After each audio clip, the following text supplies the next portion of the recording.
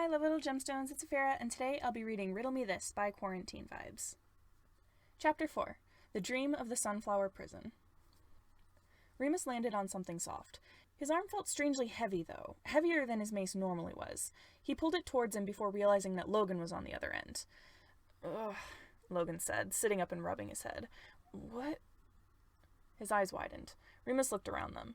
They were sitting in the middle of a sunflower the size of Thomas's living room, its vibrant yellow petals stuck out in all directions. They seemed to be moving through a field of similarly sized flowers. Above them, slim blades of grass rose around them and curled at the top, effectively trapping them from leaving the center of the flower. Or it would, if Remus didn't have a mace. "Take this, you overgrown weed!" Remus cheered and slammed the grass bar with his weapon. The bar, however, didn't budge, and Remus's hand took all of the impact.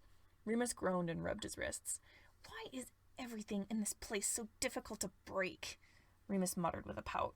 Logan looked around. Remus assumed he was looking for his backpack, which was nowhere to be found, then knelt down to inspect the grass cage. "It's unclear. But, what happened to the owl?" Remus shrugged. "You must have gotten the answer right, and the dream shifted. Otherwise we would have fallen into nothingness." He raised an eyebrow at Logan. "Not that I particularly care, but how did you know the answer?" Logan stood up and pushed his glasses up with both hands, looking smug, a classic expression that Remus had seen him wear many times before. "Well, after thinking about the Duolingo owl in the context of language, I realized it saying a ragman was actually an anagram for, well, the word anagram." "Oh," Remus sang and twirled his mace. "You lost me." Logan huffed. "An anagram is a word made by rearranging the letters of another word. A ragman rearranged is anagram." "That still doesn't answer the riddle." "I'm getting to that, but you keep interrupting me." "I keep interrupting you because you're not getting to the point." "You said you were lost. I simply provided an explanation for the question you posed." Remus tilted his head. He had a point. "Okay, fine," Remus conceded. "So, why was it the low arrow that we had to press?" "Simple," Logan said, adjusting his tie. "The word owl is an anagram for low." Remus gaped.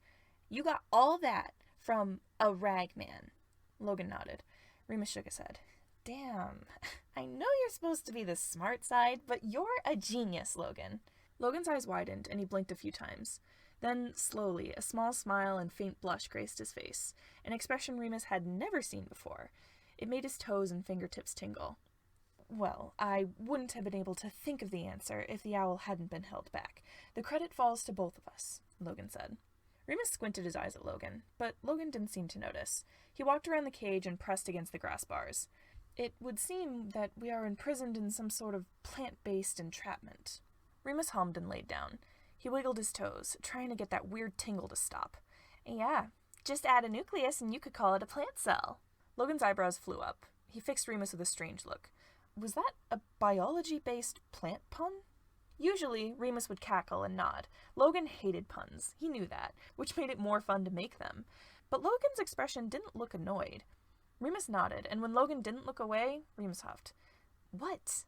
Logan blinked. It was unexpected." Remus raised an eyebrow, got up and walked to the other side of the cage. He raised his mace and began rattling it against the cage walls. "What, you're the only one who can like science?" He sneered over the noise. Logan didn't respond. His eyes only got wider, which was normal when dealing with Remus. People's eyes widened in fear as he approached them all the time. The blood vessels would stand out against their sclera, their pupils pinpricks. It wasn't fear, though, in Logan's eyes. Remus couldn't tell what it was, and that was beginning to annoy him. "Science is the grossest subject, after all," Remus said, not being able to stand the silence from the other side. "Besides, I'm the side tasked with creating horrific scenes. Things are much scarier with specific details. For example," he whirled around and pointed his mace at Logan. "What's scarier, saying someone got their heart ripped out, or saying that as you reach into their chest, your knuckles squelch against the layer of fat, you crack apart the ribs and pull the heart out of its sac, bits of lung and membrane still attached?" Logan used his finger to calmly point the mace away from him. "Well, if I felt emotions such as fear, I would say the second one." Remus rolled his eyes and went back to rattling the cage. Logan watched him for a bit. "We should find a way to break this cell wall," he said. Remus scoffed and turned around. "Yeah, what do you think I'm trying to do? Besides, it's not a wall, it's more—" Remus stopped, cutting himself off when he saw Logan's expectant expression. Remus's jaw dropped. You punned! Remus exclaimed. Logan scratched his temple. It's not so silly when it's science-based, Logan said. Well, Remus said with a grin, I sure hope Ribo somebody shows up soon. The corner of Logan's mouth twitched. Or our cytoskeletons will be all that's left of us, Remus finished. A pause. Remus felt his heart sink. Was the image of their forgotten skeletons too graphic a joke? But then a strange sound filled the cage. Remus looked to the other side, his mouth agape. Logan was giggling. His eyes scrunched up happily and his shoulders shaking slightly as he laughed. The weird tingle in Remus's toes was back full force as he wondered why Logan didn't do that more often. Suddenly, Logan and Remus both stumbled as the flower came to an abrupt stop. It began to lower itself closer and closer to the ground, as if its stem was shrinking, until Logan and Remus were eye level with what looked to be human-sized bug people in an outdoor throne room. The tall flowers surrounded them, looking more like trees at this height, and the ground was covered in pale green dirt. One of the bug people walked forward. Its skin was light purple and decorated with gold symbols.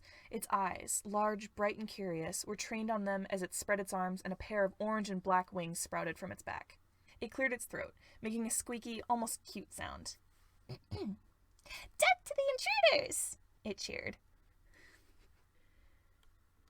Thank you all so much for listening. Make sure to like, comment, and subscribe, and if you like what you hear and you want to read more, you can find the link to the fic and the author in the description. If you want to check out other podfics I've done, you can click on the playlist linked on the screen. See you next time!